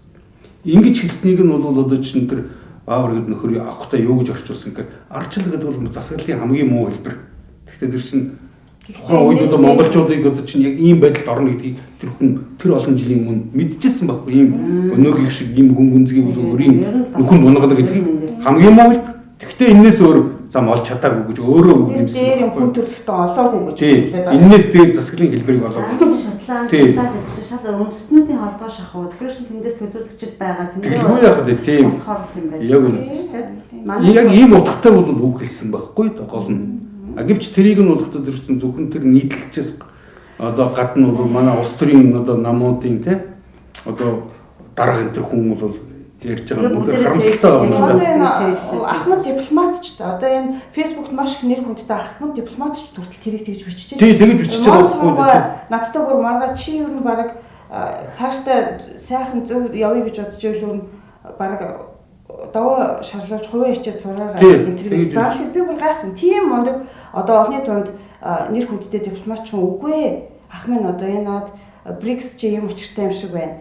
Ер нь чи ийм байна. Чи гадаадд байгаа бол илүү мэдээлэл авдаг байх. Би бол гээд ингээд тэгээд тэр хүн чинь гэж үчээд байгаа байхгүй. Ардчлалын хэлбэр хамгийн одоо ардчил бол хамгийн хүн төрөлхтний болсон хамгийн сайн хэлбэр гэж. Ардчил гэдэг үг ердөөсөө би бүр тэгээд таны вебсайтнаас бүр англи ихтэй ингээд орчуулаа явуулахад намайг болгочихж байгаа байхгүй. Манай дипломатч өөрөө гадаад талын ажилладаг. Тэгээд одоо залуу үедээ ийм үлгэр жишээ үзүүлж байна. Би зөвхөн хүний нэр зохиж хийсэн дуучлаарай. Гэхдээ бодит байдал бол ийм л байна. Маш олон залуучууд тэр хүний үгийг сонсдог. Гэхдээ ер нь бол хагас үнэн, хагас худал гэдэг бол шүү дээ тий. Бүтэн худлаас илүү аимшигтай. Аимшигтай юм байна. Тийм учраас ахмад дипломатчд минь ер нь энэ ард олны дунд нэр хүндтэй хүмүүс үгийн сонсдог энэ хүмүүс минь та нар өөрсдөө ямаас болохгүйгээр бити энэ залуучууд одоо тархин эргэж дуусаад байгаа энэ хүмүүстэй дахиад улам илүү хэцүү одоо ойлгомжгүй эсвэл буруу тийшээ явахаар ийм бити яриач мэдээж бүгдийг мэддэг хүн гэж байхгүй. Гэхдээ цаг үе өөр болчлоо. Интернет одоо интернетээр их сурвалж байна. Ер нь бол ном одоо ийм цаасан ном, түүхэн материал, архив бүх юм байна. Тэгэхээр та нар өөрсдөө мэдгүйгээр ийм ярьж болохгүй. Өнөөдөр болоргоо бол Монголын ард түмний дунд бол маш их гавьяа байгуулсан хүмүүс гэж бид үздэг залуу үеийнхэн. Яагаад гэвэл энэ асуудлыг аль эртнээс маш олон жилийн өмнөөс ууггүй ярьж бичиж судалж явсаар ирсэн. Өнөөдөр Монголын залуучууд бид нар хайсаар байгаа. Хэн өнөөдөр үнийг ярьж байна? Юунаас жаахгүй. Ямар ч одоо бохор улс төрт холбогдоогүй. Сандал суудлал одоо эрх ашиг ямар нэг эд хөрөнгөний төлөө биш Монголын ард түмний төлөө хэн цуглах зүрхтэй байна. Тэр хүмүүсийг бид нэр дэмжиж гэж Монголын шинэ үеийн залуус ихэдүүд бид нар ингэж энэ хүнийг өөрсдөө олж бид нар өөрсдөө нэгдсэн. Ер нь бол ийм учраас өнөөдөр бид нар хэн одоо буруу болохгүй юм ярьж байна гэдгийг анхааралтай ажигладаг болсон. Яг л өнөөдөр түрүүн сая болгоо яллаа шүү дээ. Английн тийм ээ тэр санхүүгийн тэр актер одоо залтай элитүүд Гитлерийг тэгээ бүхэл бүтэн тэр 60 50 хэдэн сая хүнтэй байсан тэр одоо ард түмнийг тархийг нугаагаад ингээд бүхэл бүтэн хүн төрөлхтний эсрэг дайнд босгож чадсан байна. Өнөөдөр тэр дайндаа ялагдуулчаад сэтгэл зүйн тэр мундаг сэтгэл зүйч эрдэмтдийг аваад одоо бидний социалист блокийн эсрэг сэтгэл зүй түүх одоо үзэл сурталчилгын юм дайн хийсэн. Тийм ч учраас бид нар өнөөдөр хунгатагдаж мэхлэгдэж хүн нэг л буруу бодож буруу мэдээлэлтэй байх юм бол бүх юмд ялагддаг. Бид нар өнөөдөр дайм халуун цөмийн одоо дайм болсонгүй, хүүтэн зэвсгийн дайм болсонгүй гэтэл бид нар үзэлсэн хүртэл мэдээлэл, оюун санааны дайм энэ дайнд нь ялагдчихлаа. Өнөөдөр бид нар бүгдээрээ буруу мэдээлэлтэй, буруу ойлголттой түүхээ хүртэл бид нар буруу мэдчихэв. Түүхээ гэдээ ярихаар дахиад орсуудыг хараагаад байгаа юм. Бодит байд одоо бид нар 30 жилийн түүх маань өнөөдөр орсууд хин байсан, барууныхын хин байна, хятадууд хин байна бид нар бүгдийг нь харуулж штэ одоо болоо штэ. Бид нар одоо энийг зогсоох цаг нь болсон гэж бид нар хэлмээр байна. Яг энэ тийм учраас бол энэ нийгмийн одоо энэ эмх замбраагүй байдлыг далимдуулаад мөнгөтэй хүмүүс нь юу дуртайгаа ярьдаг, асуул санд судалд хүрсэн албан тушаалтай хүмүүс нь юу дуртайгаа ярьдаг, ард түмэн тэгж ойлгуулдаг цаг өнгөрсөн. Одоо бол бид нар хамгийн түрүүнд энэ өөрчлөлтийг юунаас эхлэх хэрэгтэй вэ гэхээр бодит үннээс эхлэх хэрэгтэй. Үннийг юунаас эхэлдэг вэ гэхээр зүгээр энэ хов хэрүүл тэнд тийм болсон байх хүү гэх биш. Яагаад бид нар ийм байдалд орсон юм? Бүх юм чинь асуулт нь өөрөө явсаар байгаад энэ түүх энэ болсон үйл явдлуудын факт тэгээд гол нь энэ дээр чинь судалгаа хэрэгтэй. Өнөөдөр Орсын эрдэмтэд бол маш сайн судалгаа хийсэн байна. Капитализмын мөн чанар энэ барууны элитүүдийн 500 400 500 жилийн дэлхийг ноёлж боолчилсан энэ бүх түүхийг гаргаж ирсэн байна. Өнөөдөр шин шатандаа орсон энэ дэлхийн боолчлал, энэ шин капитализм, шин колоничлал, капитализмын нуралт уналт хаашаа ямар чигтээ явж байна. Энэ бүхнийг бүгдийг судалж гаргасан байна. Гэтэл манай монголчуудыг орс хэлгүй болгочлоо. Тэгээ баруун зөвхөн англи хэлээр балбаад байдаг. Тэгтэл дэлхийн тархины угаалгын 80% англи хэл дээр явж байна. Тэгэхээр бид нар одоо юуг анхаарах хэрэгтэй өнөөдөр? Бид нар залуу үед одоо миний охин энэ сууж байна. Залуу үе маань одоо гайхаж шít. Сая дайнд одоо сурж байгаад ирлээ. Ээжээ дайнд дэлхийн 2 дугаар дайнд зөвхөн Америк ялсан гэдээ яриад байна. Яа хизээ орс ялцсан гэдэг чинь. За болоргоо та энд хариулаач үү? Юу болоод яагаад? Ер нь бол юм шүү дээ. Ер нь одоо өнөөгийн одоо чинь одоо Англид Америкийн дунд сургуулиуд байгаа тийм. Тэр чинь болохдоо зэрэг бол дунд сургуулиуд чинь бас одоо юу гэдэг манайхны дунд сургуулиуд төсөөж болохгүй л тийм. Тэр бол одоо юу гэдэг боловсролын өрөөц юу тийм тогтолцоо байдаг. Нөгөөлөг тэднийг хамгийн энгийн үгээр үздэг юм бол энэ жирийн ард түмнүүдийн хүүхдүүдийг сургуулдаг сургуулиуд байж байгаа. Тэр чинь public school гэдэг нэртэй. Яг жинхэнэ бол одоо чинь Английн одоо ирээдүйн улс төрч эдийн засагч нар болох ийм Английн бол элитүүдийг бэлддэг тийм тусгай энгийн хүн одоо чинь төлбөрийн одоо чинь төлж дийлэхээр ийм хүн сургууль тэнд шал өөр програмаар сургадаг байхгүй даа. Тийм учраас бол ялангуяа энгийн одоо хүмүүсийн хүүхдүүд сурдаг энэ сургуулиудын тэр түүхийн сургагчгийг ингээд аваад үзэхэд хэд хэдэн фактуудыг ярьж болж байна л да. Тэрэн дотор бол одоо дэлхийн 2 дугаар дайнд зөвлөлт холбоот улсыг зөвхөн оролцогч байсан гэдгийг нь хагас дурдаад хамгийн гол нь энэ дайныг ялгахчийг болохоор бол Америк нэгдсэн улс Англи байсан гэж ингэж бичдэг байхгүй гол. Мөн бол тэрэн дээр одоо чинь 1945 онд одоо 8 сарын 3-5-ны өдрүүдэд Хиросима Нагасаки гэсэн хотод бол Америк нэгдсэн улс атом бомб хийсэн шүү дээ. Тэрийг бүгд мэдчихэж байгаа. Америк бол хүн төрөлхтний түүхэнд цорын ганцхан удаа хүмүүсийн эсрэг атом бомб хэрэглэсэн улс өнөөдөр хүртэл байгаа шүү дээ. Шинэ бодтой. Бодтой энэ бол түүхийн бүр хоёр бомб хэрэглэсэн. Тэр бол одоо чинь Хиросима гэдэг хот, Нагасаки гэдэг хот бол цэрэг дайны ямар ч ач холбогдолгүй. Тэнд цэргийн үеж үйлдвэрүүд байдгүй. Тэнд цэргийн том нэгтгэл байхгүй. Гэвч тэнд нь болохтой зэрэг хамгийн гол нь нэгдүгээр өөрснийхөө хийцэн байсан тэр атом бомбыг хичнээн олон улсуудыг алж хядаж хүмүүс ямар гайз олон тарихыг туршиж үзье гэсэн юм. Тийм ч учраас бол тэнд чинь одоо тэмдэглэн авсан зургнууд чинь урд нь өлгөө бүх зурглаач нарынхаа багуудыг тэнд нь аваачаад бүх юмудаа байрлуулсан байсан байхгүй. Бэлдсэн байж байгаа байх. Тийм. Хоёрдугаар болохтой зэрэг бол дэлхийн одоо хоёрдугаар дайнд ялаад Европын ард түмнүүдийн тэр одоо хайр хүндэтгэлтийг хүлээсэн байсан тэдний тэр Гитлерийн одоо тэр тэр одоо юу гэдгийг төмөр бол одоо чинь одоо юунд ороостай улд ороос бол чөлөөлсөн тэдний тэр байгуулсан байсан тэр үхлийн лагруудаас энгийн ном хөнгчнөн олон улсуудыг чөлөөлсөн энэ улсууд бол одоо зөвлөлт холбоод улсад маш их одоо чинь талархалтай хүлээж авч ирсэн. Тэгээд тэд нар ч гэсэн бол мөн ер нь энэ капиталист замаар социалын хүний төлөө ийм нийгмийг байгуулах ёстой гэсэн энэ үзэл санааны төлөө явж исэн учраас хамгийн гол нь зөвлөлт холбоод улсад бас тийм одоо юу гэдгийг урдчилсан тийм бол одоо сануулгах тийм үү? Дэлхийн улс бүрцэг дээр айлгах, сүрдүүлэх ийм бол одоо чинь зорилгын үүднээс тэр атом бомбыг хоёр удаа хийсэн байхгүй юу? Нэгийг нь бол Хиросима дээр нөгөөх нь одоо юун дээр хийсэн. Тэгээд бол зөвхөн тэр үед нь шууд нас орсон улсууд гэтэл нэг нь болохоор 170, нөгөөх нь 210 мянган хүн шууд игшин зур хэдхэн секундэд амьнаас алдсан баг шүү дээ. Тэрнээс хойш бол одоо атом бомбыг одоо нас болж бол өчнөн олон хүүхдүүд шинээр төсөн хүүхдэд эрэмдэг зэрэмдэг тэр атом бомбын тэр тесрэлтээс болж бол одоо нүдгэн сохорсон эрэмдэг зэрэмдэг болсон тэр улсуудын тоо бол хэдэн сая болсон байхгүй юу. Гэвч энэ бол одоо чинь энийг отоо хүртэл бол энэ өөрийнхөө сурах бичгүүд дээр бол бичдэг үү. Энэ дээр бол зөвхөн одоо ялангуяа Америкийн одоо чинь түүхийг ингээд аваад үздэг юм бол тэрэн дотор юу гэж одоо тайлбарлах вэ гэхээр хэрвээ тэр хоёр одоо Хиросима, Нагасаки хоёрт Америкийн одоо засгийн газраас хоёр атом бомб хаяагүй бол одоо Окинава энэ гэсэн тийм арлуудыг бол эзлэн авахд чинь манай өчнөн олон одоо чинь цэрэг дайчд бол алагдах байсан гэсэн ийм тийм учраас бол энэ дайныг хурдан дуусгах үүднээс гэсэн ийм бол өрөөдмөр юм тайлбарлахгүй. Тэр ердөөсөө тэгээ би дахин хэлэхэд бол энэ хоёр хот чинь өөрөө цэрэг дайны ямар ч ач холбогдолгүй хот байсан байхгүй юу. Тэн дээр бол цэргийн одоо том техник агуулгууд байсангүй, тэнд чинь цэргийн том анги нэгтгэлүүд байсангүй, цэргийн аж үйлдвэр байсангүй, цэргийн аж үйлдвэрт ордог бол одоо түүхий бэлтгэдэг тийм одоо үйлдвэрүүд байсангүй шүү дээ. За тэр хоёр хотыг яагаад сонгож авсан гэхдээ зэрэг чинь тэр хоёрын хотууд дээр ялангуяа тэр Японы элитүүд нь байдгүй. Японы одоо чинь тэр банк санхүүгийн бүлгэлүүд нь Токио гэсэн бол одоо бусад бол хотуудад байдаг байхад тэр хоёр хотыг авдаг чинь жирийн улсууд байсан байхгүй.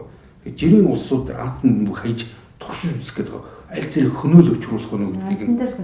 Тий, яг тэгж байгаа байхгүй. Тэгж туршсан байж байгаа шүү дээ. Тэгээд энийг бол одоо чинь би дахиад хэлэхэд энэний гол одоо чинь 1945 оны 8 сарын хэдэнд яасан. Тэгэхэд гол нь болохтой зэрэг чинь энэний тэр Манхэттен төсөл гэж бол атом бомб болох энэ төслийг чинь хамгийн гол тэрний анхны зураг төсөл анхны тооцоонуудыг чинь дандаа тэр нацистийн эрдэмтэд хийжсэн байхгүй юу? Одоо фон Браунер гэж үүдэг тийм. Тэгээд тэдний одоо чинь тэр нацистуудын имийг ашиглаж ирсэн баг. Ашиглаж хийсэн байхгүй юу гол нь. Одоо Оросын газар нутг руу цөмрөөд ороод ирсэн фашистын айрам тийм ээ. Фашистууд. Тэгээд тэнд одоо зөвхөн одоо цэрэг дайчдуудыг энгийн номхаар дэрэгд маш олон нэгдсэн хот суурь хичнээн хот суурьныг одоо галтан шатааж өгөө хийсэн. Тэгээд Оросууд буцааж ингэж дайцаар байгаад яллаа. За бодит одоо тулаан яг Оросын газар нутгаар болж байна. Тэгтэл яаж яваад одоо ямар логикоор тэр арлын цаана байгаа Америк ялаад тэр арал дээр бас байж байгаа Их Британи ялчваа гэдэг ингээд би охиндоо бүр тайлбарлаа. Чи бодоод үзтээ дайн энд болчих.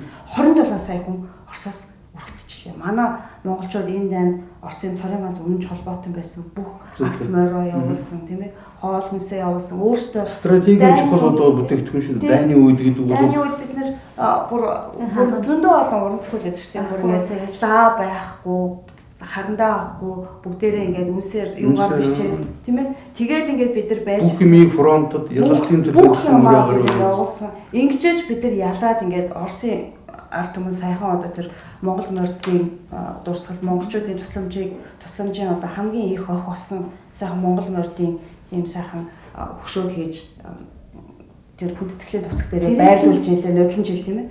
Тэгэхэд ийм бодит юм болцоод байхад хүртэл түүхийг ингэж гүйтгээд өнөөдөр дэлхийн 2 дугаар дайнд ялагч байхгүй юм шиг. Эсвэл бүр ингэж яриад байгаа шүү дээ. Ер нь дайн гэдэг бол аимшигтай зүйл. Ялагч гэж дайн байхгүй. Чи хоёулаа л ингээл гар цохолоомссон. Тийм учраас ялагч жоохгүй ялагч жоохгүй. Тэгэхэр чин дайн өдөөгчийг эндээ зориуд одоо гэмт хэрэгтэй биш болгож шүү дээ. Хин өдөөгч байх нь хамаагүй. Хин ялагч байсан нь хамаагүй. Хиний буруу байсан хамаагүй. Юу л ингэ дундаа бичгээд шүү дээ сайхан тийм ээ. Ер нь худлаа ярих гээд байгаа улсуудыг бол танихад маш амархан. Тэр чинь бол миний өнцгөөс энэ гэж ярьж гэлдэг байхгүй юу? Тийм. Миний өнцгөөс олон талаас нь харан тэр гэдэг чинь худлаа ярих гээд тэрнийгээ бол зөвтгөх гээд урдчтын бэлтгэл хийгээд байгаа байхгүй. А ер нь тэгтээ бол нэг юм бил дээ. Ер нь ямар нэгэн одоо энэ асуудлыг хэрвээ энийг бол одоо энэ одоо энэ усыг бол одоо энэ талаас нь харахад ийм гоцгор байгаа шүү дээ. Энэ талаас нь харахад бол хүнд ямар харагдаж байна чи? Бөөрөнхий харагдаж байгаа ч тийм үү? Бөөрөнхий мэт харагдаж байгаа. Эндээс нь харахад ийм цилиндр мэт бол харагдаж байгаа. Тийм учраас чинь дандаа бол одоо чинь мэдээж ингэж харах хэрэгтэй. Энийг бол гурван одоо талаас нь харах. А гэвч яг энийг бол ашиглаад хүнд нөгөө ямар нэгэн үнэн гэдэг юм бол баг бих цул гэж байдаг бол өнөөдрийн одоо бидний энд ингээд цуглаад энэ сэдвээр ярьж байгаа зөвхөн яг ингэж ярьсан л үнэн болохоос ш одоо энэ дөрөв тавлаа ингээд нийлчээд тэд нар шал өөр юм ярьж исэн гэж цуглаа сууж исэн гэсэн энэ одоо чинь энэ бол бодит бол байдлыг ашиглаад эдгээр өөр асуудал болгоод бичиж байгааг л олон талаас нь гэдэг байгаа байхгүй нэг олон үнцгтэй байж байгаа. Залдаад байгаа байхгүй олон. Бид бол одоо чинь том сургуулийн ингээд нийлээд өнөөдөр бол дэлхийн 2 дугаар дайны тухай одоо Гитлерийн энэ нуус ноёдуудын тухай одоо тэр атомын тухай ярьж байгаа бидний одоо чинь саяны одоо амнаасаа гаргасан энэ л одоо чин үнэн байгаа шүү дээ. Тийм учраас чин үнэн гэдэг бол ганцхан байдаг байхгүй. Ер нь тэгээд энэ барууны одоо энэ философичд одоо юу гэдгийг ийм одоо философч гэж өөрийг нэрлээд байгаа. Энэ эрдэмтэн судлаач гэж өөрсдөө нэрлээд байгаа. Энэ улсууд чинь бол зөвхөн тэр баруунд бол одоо чинь засгийн эрх мэдлийг барьж байгаа тэр улсуудад одоо чинь үйлчлдэг тэдний одоо чинь оюуны тийм загцсан байхгүй гол нь. Одоо чинь ямар судалгааны ажлыг одоо чинь дэлхийн 2 дугаар дайны үнэн үнийн төлөө судалгааны ажил одоо чинь гадаадын эрдэмтдийн хийх чинь тэрэнд чинь гол нь санхүүжил боддог байхгүй та. Тэгтээ зэрэг чинь юм биш нэг талтаа болохтой зэрэг болгоор манайд одоо чинь бүх одоо чинь үгээ хэлэх хэрэгтэй одоо чинь Америкийн нэгдсэн улсын одоо үндсэн хуулийн одоо чинь нэгдүгээр одоо юу те одоо чинь өөрчлөлт гэж ярьдаг шүү дээ нэг үгээ хэлэх олон нийтийн үгээр гэвч тийм байлаг гэхдээ тэрийг өөр аргаар цензур хийдэг байхгүй. Зүгээр л одоо бодож болгох. Зүгээр л одоо чинь чамайг болохтой зэрэг телевизийн нэвтрүүлэгт өрөхгүй чиний үгийг л олон нийтэд хүргэх бүх арга замыг хаагаад байгаа. Тэр зүгээр хүнд харагдахгүй байхгүй да. А тэгсэн мөртлөө бол хүнд ярихдаа зэрэг чинь бүх юм бол нээлттэй мэдээлэлтэй үгээр хэрэгтэй. Тэнд ердөөс үгээр байхгүй байхгүй да. Даашаа хүн одоо хүн тодорхой сэдвэрийг үнэн үнэхээр судалгаа хийх тийм боломжгүй байхгүй. Тэд нар хүнд санхүүжилтийг нь өгдөх газар олдохгүй байхгүй. Одоо жишээ нь би бол одоо энэ дэр нэг жишээ татахыг хүсэж байна. Тэр юу гэдэг зэрэг энэ эдийн засгийн алуурчин гэдэг энэ номыг бичсэн одоо олон улсын валютын сангийн одоо тэр ерөнхий эдийн засгч байсан Джон Перкинс гэж хүн биш үү? Тэр хүн өөрөө л номоо бичсэн явахад 25 6 тийм хэвлэх одоо хэвлэлийн одоо газруудад хандаад тэдний зөвхөн цорын ганцхан зөвшөөрсөн байгаа байхгүй. Бүгд бол одоо чинь аваад уншаа таны энэ ном бол маш сайхан ном байна. Одоо чинь үнэхээр их чухал одоо чинь Америкийн ард түмэн ер нь дэлхийн ард түмэнд бол хүргэх ёстой ном байна. Гэвч би одоо чинь чадахгүй гэж байгаа. Өнөөдөр бол одоо чинь тэр улсуудыг манайхны одоо юу гэдгийг тэр ажиллаа цалингаа алдахгүй ажиллаа алдахгүй гэд байгаа энэ улсууд чинь бүгдээрээ яг мөн чанараар болох энэ капитализм боолууд нь байхгүй. Боолууд гэдэг чинь юу гэсэн тухайн үед бол төмөр гинжээр хүнийг одоо гинжилж исэн бол одоо бол зөвхөн нөгөө өр зээлээр нь гинжилж байгаа шүү дээ. Айлцаар нь гинжилж байгаа. Тэгээд тэнд хүн бол ажиллаа алдна гэдэг чинь бол цалингүй болно. Цалингүй болно гэдэг чинь баруунд ердөөсө бүх юм зээлээр явдаг учраас тэр хүн бол нэгдүгээр зээлээ төрөх ямар боломжгүй болчих. Мөн дараагийн зээл авах боломжгүй болж. Тэгээд тэр хүн бол хэсэг хугацааны дараа тэр одоо юу гэдгийг тэр ядуучуудын зүгээр нэг тийм дав майхан дотор амьдардаг эсвэл бол одоо нэг гүрний дор амьдардаг ийм амьдралыг хүн гарцаагүй одоо чинь тийм байдал бүх тэр нийгмийг авч хийцэн байгаа байхгүй даа. Манайхан ингээл дайн гэхээр түрүүн солонгооч асуусан одоо бид нар бэлэг өгсөн тусалсан гингүүд Оросд тусалсан гэж яриад байгаа байхгүй. Тэр дайныг ерөөсөө Оросын дайн гэж яриад байгаа байхгүй. Тэгээд бид нар юм өгсөн тэгээд өгснийхээ хариуд юм авсан одоо ингээд 8 шиг тэгж үзэж яриад байна л да. Өнөөдөр хүртэл Facebook дээр хүмүүс бид нар өгөх юм өгсөн бид нарыг бараг магтаагүй ч гэдэг юм одоо юу гэдэг гомдсон ч гэх юм. Нэгдүгээр дараа тэр усуудад хэлэх үг нь тэд нар өгөөг байхгүй. Тий. Тэд нар өөрсдөө өгөөг. Тий. Бидний бол одоо чинь өвөг эцэг өвгөд өгсөн байхгүй бидний ээж аав нар бидний өвөө эмээнэр өгсөн бид нар зөв шийдвэр гаргасан байхгүй да. Зөв шийдвэр бид нар үнний талд зогссон байхгүй. Өөрөөсөө хасж байгаа ч гэсэн үнний талд зогсож байсан. Тэрүүгээрээ бол Монгол улсын одоо чинь тусгаар тогтнолын хамгийн гол бол баталгаа болсон энэ улс ард түмэнд бид нар тухайн үед тэр тусалж байсан улсуудад ялна гэсэн ямар ч итгэл бол байгаа. Нүгэлтэд тэд нар үнэн ялна гэдгийг зэнэгэн цагт ялна гэдгийг тэд нар ойлгож ирсэн. Тийм учраас тэр тэгж хэлмээр байгаа. Нэгдүгээр. Хоёрдугаар ер нь манайхан бодохдоо зэрэг энэ 20 хэдэн жилийн туршид бол монгол хүн биш болчиход байна шүү дээ. Гадна талаас монгол хэлээр ярьдаг, монгол дүр төрхтэй хүн бүхэн монгол хүн биш шүү дээ. Энэ чинь харамсалтай тийм биш болгочод байгаа байхгүй да. Одоо бодохдоо цэвэр тийм 8-ны сэтгэл гэдэг болцсон. Заавал одоо чинь би одоо ямар бол 5-ыг өгсөн бол болж игэл би ч бас 6-ыг авах хэрэгтэй. 7-ыг авах хэрэгтэй гэсэн. Тийм үү? Ийм бол байдлаа. Тийм. Ингэж бод. Ингэж хана. Юу ч авахгүй ч яж одоо шүү дээ. Ашигтай хүн үү, ашиггүй хүн. Ашигтай хүн үү. Ялалтад тусалсан юу ч авахгүй ч яж болно. Заавал тэр бол одоо чинь материалын хэлбэрээр биш. Тийм биз? Одоо жишээ нь манай ард түмэн одоо ингээд одоо 1937 оны тэр 5 сарын 11-нд бол тэгсэн халахын голын өргөлдөөн гэж энэ ч юм цэвэр дайн байхгүй шүү. А Японы бол одоо тэр одоо чинь энэ дайнч тэр Квантуны арим гэдэг чинь би зүгээр сонирхуулаад хэлэхэд тэр хойд Солонгос гэдэг улсыг одоогийн бидний мэдэх Солонгос гэдэг чинь бол аль улсыг нь аль хэдийн 1900 одоо чинь 5 онд устгаад тэр чинь Японы эзэнт гүрний хойд нутаг дэвсгэр гэж байсан. Тийм учраас Японы ард түмнүүдийг одоо чинь тогтоон барихын тулд чинь тэнд бол Япон цэрэг авч шүү. Цэргийнхаа баазуудыг байгуулах гэсэн байхгүй юу? Яг өнөөдрийн тэр Америкийн дэлхийг тойрсон байж байгаа энэ 1000 гаруй бол бааз байна шүү. А мөн тэгэд тэнд биш. Тэгээд тэндээс чинь ирсэн Квантуны арим гэдэг чинь тэр байхгүй юу? Квантуны арим гэдэг чинь ирээд одоо энэ манай Дорнод аймгийн цаатал одоо зүүн хойд хятадыг эзэлж яваад тэнд Манжгоу гэдэг тийм өөрснөө зохиомл тоглоомын ус байгуулад тэгээд тэр Пуи гэж бол одоо чинь одоо тэр хятадын император байсан тэр өмнө явцаа тавьсан байсан. Тэгэхээр чинь тэр Манжгоу улсын Квантуны армийн ард талд бол Америкийн цэрэг баазууд байсан гэж тийм тэрийг тодруулж хэлээ. Тэдний чинь хамгийн гол нь Японыг ердөөсөө 19-р зууны 2-р хагас тийм үү? Ялангуяа 1800 бол одоо чинь 40, 50, 60, 70 онууд чинь хамгийн гол нь нөгөө зэвсгэлсэн өнөөдрийн бол одоо ийм одоо юунд одоо хөгжил хүргэсэн гол улсууд ихтэй их Британи байсан байхгүй. Тэр үед дээр та нар хэрэг ингээд түүхийг нь сайн судлаад ингээд үзтiin бол тэр үед чинь Япон бол өөрийгөө бол бүх одоо дэлхийн газраас бусад улсуудаас одоо чинь хаалттай тийм бол Японы эзэн хаант тийм гүрэн байж л дээ. Тэрийг чинь бол хамгийн эхлээд Португалчууд дараа нь бол одоо Британчууд бол тэрнийг эзэлж аваад худалдаа хийнэ гэдэг нэрээр орж ирээд тэгээд дараа нь бол нөгөө самурай одоо чинь язгууртнуудтай одоо тэднийг худалдан талдуу худалдан авахцмаар Япон улсыг өөрийн эрхшилд оруулсан байхгүй. Тэгэд тэрнээс бол одоо чинь тэр үед олон үйл явдал болсон. Гэхдээ Японы хамгийн ихтэй тэр чинь нөгөө арлын улс шүү дээ. Хуурай замын цэрэг гэж бол баг байхгүй. Тэр чинь зөвхөн Тэнгисийн одоо чинь цэрэгтэй. Одоо чинь далай Тэнгисийн усан онгоцны цэрэгтэй. Тэр усан онгоцнуудыг ихэнхийг нь Британи барьж өгсөн байхгүй. Ихнийх нь Японы ердөөсөө зэвсэгт хүчин Японы одоо чинь Тэнгисийн цэргийн флотын хамгийн анхны бол усан онгоцнуудыг тухайн үеийнхэн тэр бол орчин үеийнхэн одоо чинь зэвсэгтэй тийм үү их буу байрлалцсан энэ бол одоо чинь ялангуяа тэр том хөлөг онгоцнуудыг чинь бүгдийн бол их Британи барьж өгсөн байхгүй. Тэрний чинь дараа бол мөн Америк бол яг энэ одоо чинь юугийн одоо чинь энэ үйл ажиллагааг цааш нь үргэлжлүүлсэн л дээ.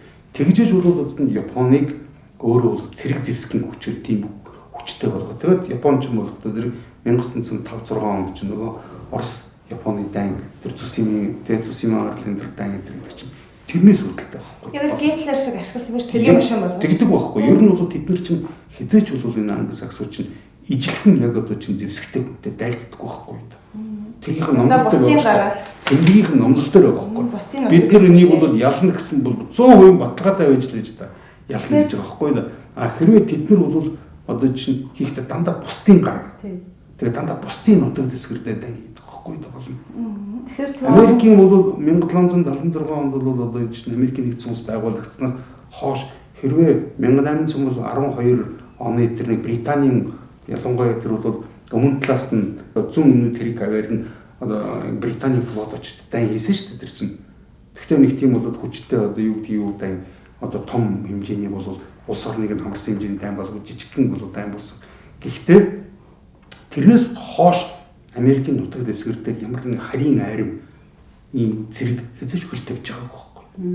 А гэвч 1776 одоо 76 оноос хойш 2018 он гэсэн 140 гаруй жилийн дотор бол Америк бол өөрөө 220 хэдэн удаа дэлхийн бусад орн руу дайрсан баг шүү дээ. Тийм шүү. Тэгээд өөрсдөө дандаа дотроосоо зохион байгуулж хуурамчаар тийм ээ ямар нэгэн үйл ажиллагаа зохион байгуулчаад гадны улсууд бидэрлүү дайрлаа гэдэг.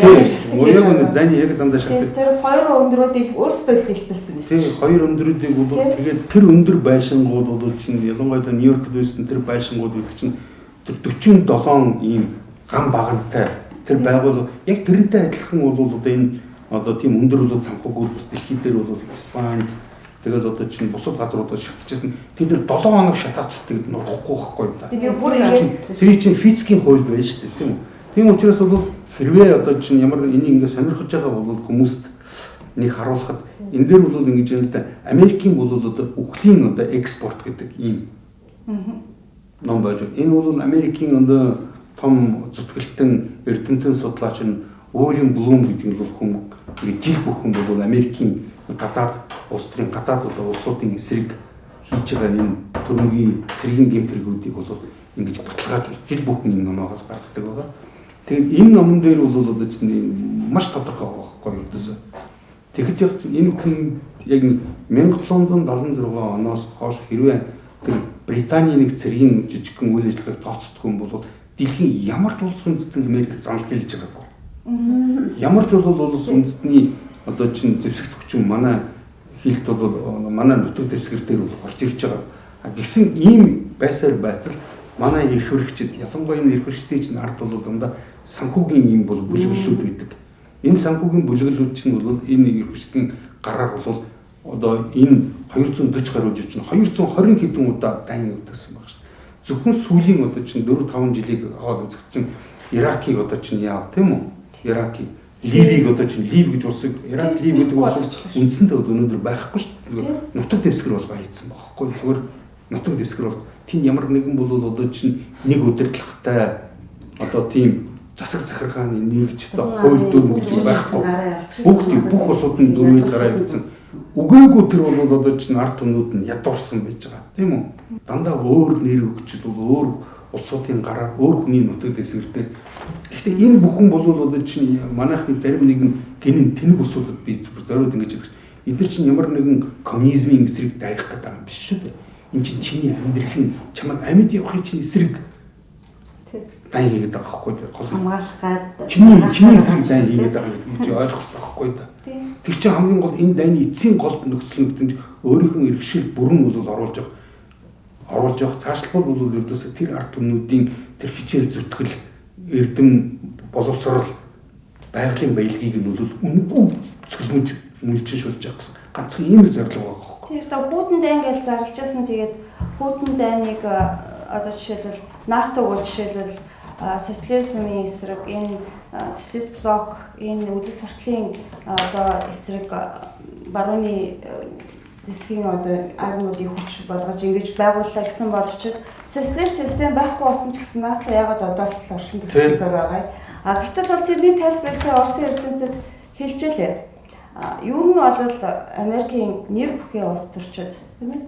Тэрэн дотор бол Киссинжер энтрийн хэлсэн үг байдаг юм. Юу нь бол ямар бид нар тэр социализм юм уу коммунизмын эсрэг ерөөсөө яваад байгаа юм шиг. Юу нь Орос гэдэг улс бол байх ёсгүй.